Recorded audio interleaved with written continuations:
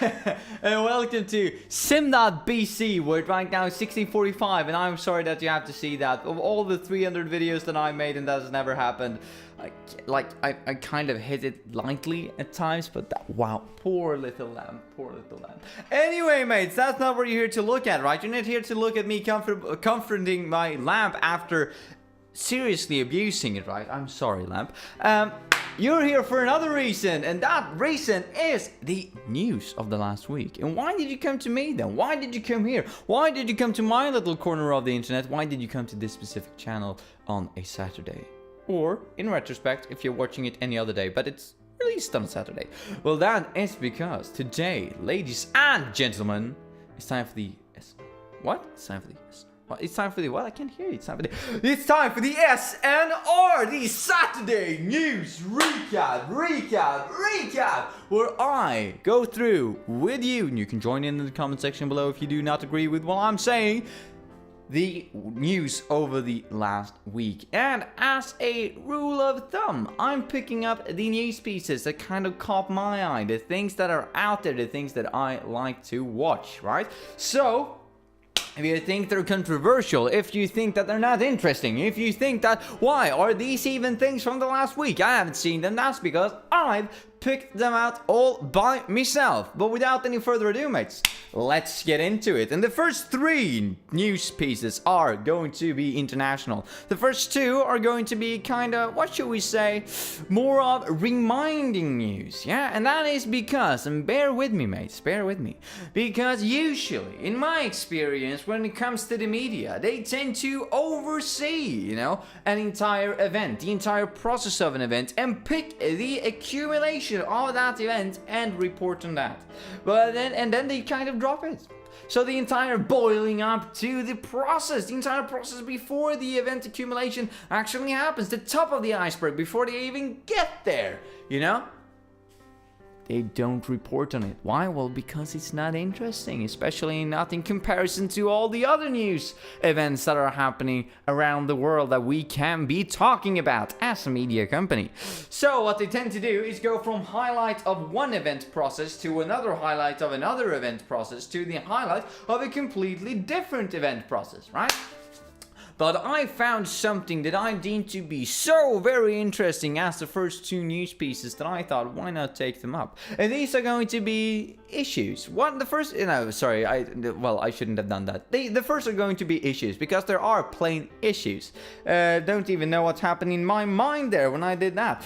No, but the two first are going to be issues. Issues that I kind of known about, but they're still in the back of my mind. But since the media is not always telling me about it, they kind of tend to drift away. Because it feels like to me, right? The media is saying, this is happening, this is happening, this is happening, this is bloody happening for like 3 to 7 days, a week maximum. And then they carry on and say, well, that's over there. Look over there. That is also happening. What is this? And you as a viewer or a reader is just like, oh yeah, interesting. Let's go on the hype train and let's go there.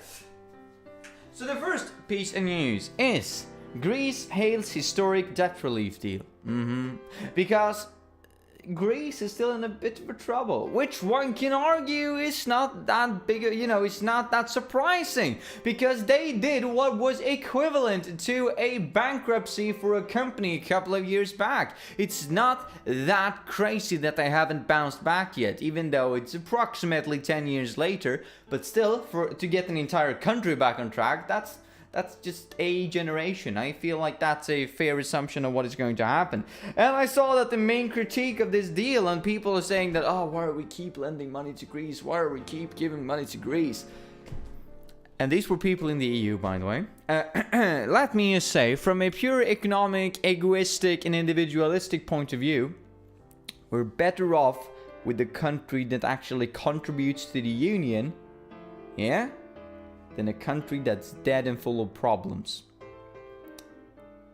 That's where we're contributing resources to them so that they can get back on their feet, so that they can build up their economy again, so that we can utilize their economy as a part of the union, as you know, a working cog in the mechanics, right? In the engineering, the engine. We want all the parts to be working, because if one of the parts ain't working, then we service the entire engine. And that's kind of what we're doing. So, as I said, from a purely egoistic point of view, I'm meeting the critique of many people saying, why should we give them money? By saying that in the near future, not even the distant future, even the near future, if we don't, we will be punished as, you know, nations that just happens to be in close proximity of Greece. So that is why we're helping them. Yet again, take that with a grain of salt. I'm just a freshly graduated economic student, not economic student anymore. I have an educated opinion now, but I'm just a fresh graduate, 22 years old. I know, kind of a worldly experience I have there, and a perspective on life that's uncanny to any other. But yeah, so take that as a grain of salt, as I say. As I said, the second news piece that is also going to be a bit more about reminding you of what is happening in the world is marine plastic, hundreds of fragments in dead seabirds. And this entire news piece is all about reminding us that the oceans are filled with our trash. Yes, that is true. We are trashing the ocean with our trash. Pun extremely intended. And why is this a problem? Because I've heard people, I've seen people, not most of you, a small minority, I'd argue, but are saying that, well, it's not that big of a deal. I mean, the oceans are plentiful, aren't they? They're huge. It's huge. Why do I care if I throw one bag of plastic in the ocean? That doesn't matter that much. You doing that. The problem is the mentality of you doing that. You're not the only one who has that mentality. Everybody bloody does, right? And even though you know, and I'm sure that you bloody know, that that plastic bowl, plastic bag, whatever that you throw in, it will have some small effect on the entire biological system of, you know, in close proximity to you. And then that's going to drift off into the rest of the ocean, and it's going to make some form of damage somewhere. That's just the way it is. And we kind of know that. And yet, we all throw them in because we think that, oh, it's so much in there. Or we think that, well, no matter how much I throw in, it's not going to make a dent. Or you just simply think, well, you know, the little damage I make, it won't make any difference in the large thing. But yet again, most people think that way. So what is the repercussion? What is the consequences of people acting in this way?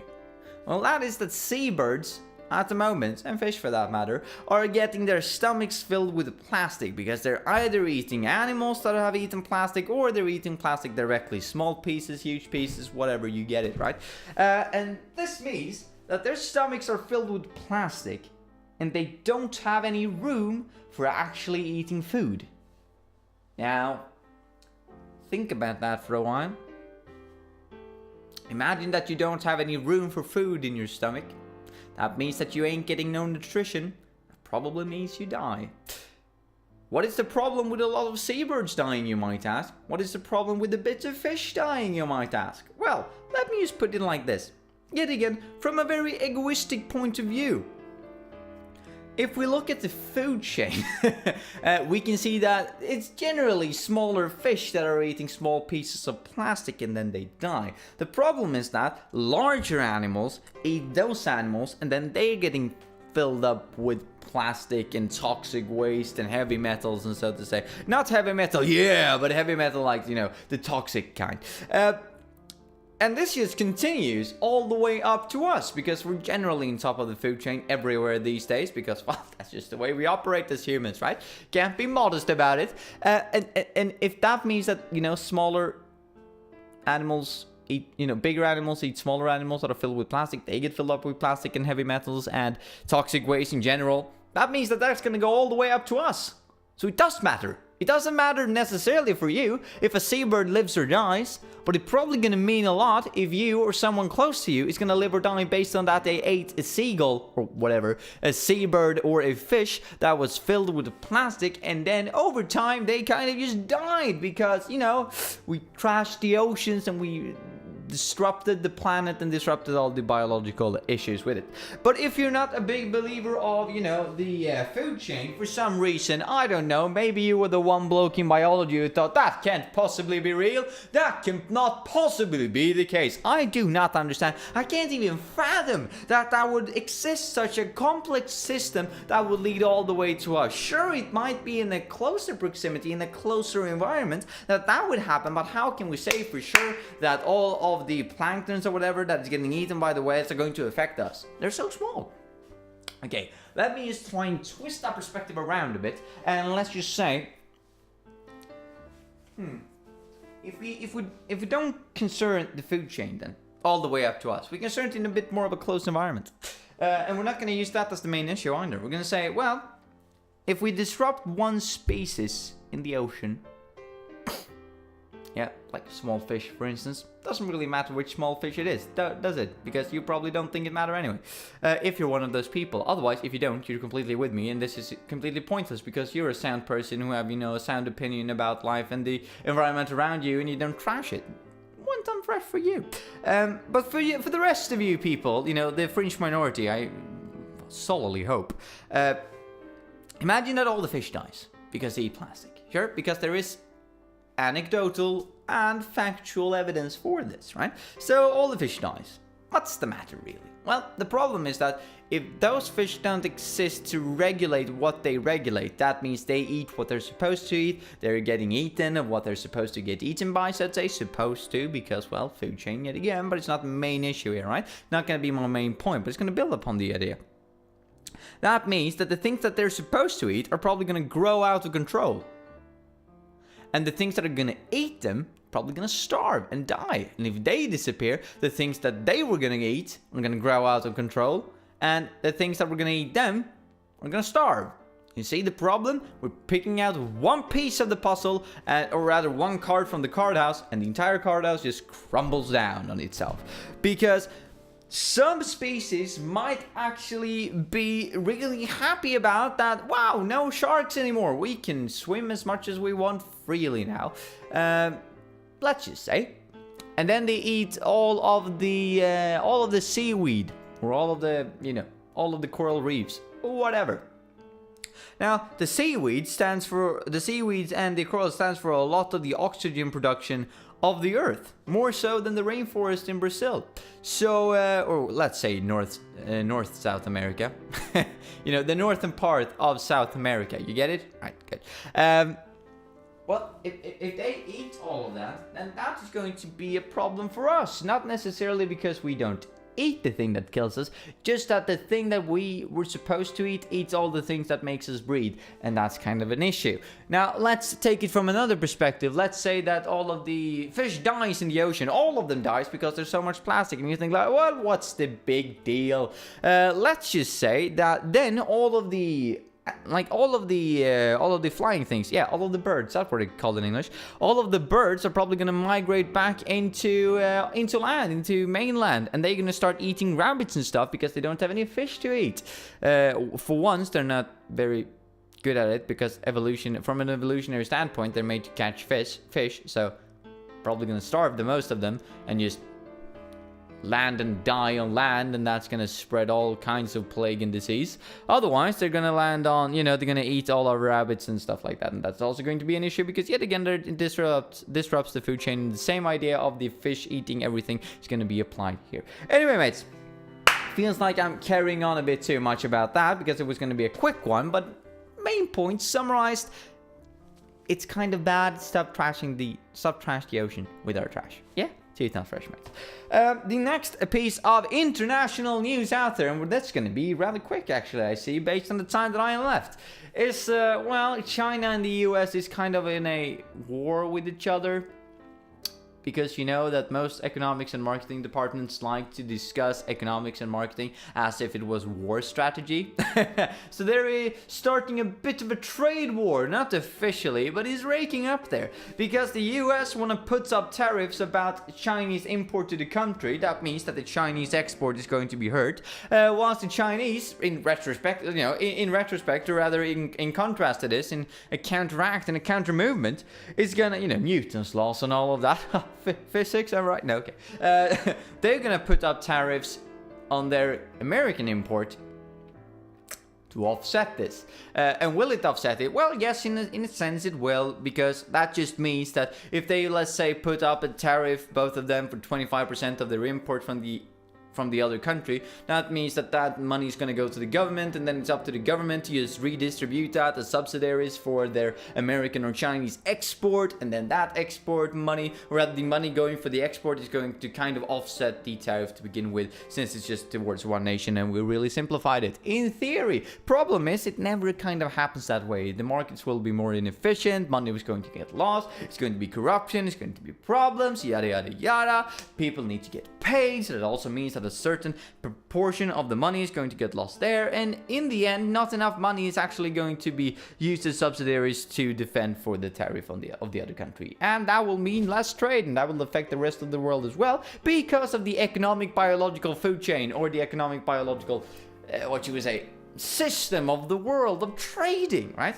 And that's a problem, because that will affect all of us. So yet again, from a very egoistic point of view, I don't like this. I believe in a fully, I was going to say automated, but to some extent in the future it might be. I believe in a fully efficient market that's fully free and can do whatever it wants, so that the people or the nation or the area or the county or whatever that's most efficient at doing something will do that, and then export it, and then they will import what they need. And if all the countries in the world does this, then that will be, you don't do things fresh. The only problem with that is that, well, if that resource or if that thing changes, then they won't be able to export anything. That means they won't be able to import anything, and that kind of entire area will die in poverty and death and plague, and it's not good. So it's not a flawless system by any means, but in the short term it kind of works. But I believe in a more, rather in a less regulated market, I'd say, from my perspective, from where I stand. And I'm saying that my view on this, yet again, fresh graduate here of a 22 years old, I'd say that this is more of a power play politically than it is to make the market efficient and to help either domestic market. So it's just stupid to look at. Anyway, mates, anyway, I'm not the expert here. Oh wait, I'm actually educated. But I'm now obviously not an expert in the field. So yet again, take that as with a grain of salt. Now, let's try and move into some more localized news about some more localized and seasonal news, yeah, about today. And that is Happy Midsummer Day to begin with. Don't know if you celebrate Midsummer in the rest of the world. Otherwise, just Glad Midsommar from Sweden. Yep, feather in your hat and all of that. Jumping around a pole dressed like frogs. Yeah, we Swedes are normal. And the second piece of news, that's not that much of news to anyone except for me, is that we hit 300 videos this week. Woohoo! I know, it's crazy, isn't it? 300 videos. No, it's not. Because as I said in the video, when I reached 250, I was like, probably gonna reach 300. Probably not gonna stop by now. So, but still, 2 times fresh. Thank you for all of you who's watching, and please leave your comment in the comment section below if you agreed or disagreed with any of my perspective on the news. And have a nice one, mate, and I'll see you tomorrow. And the next SNR. Bye, mate. See ya.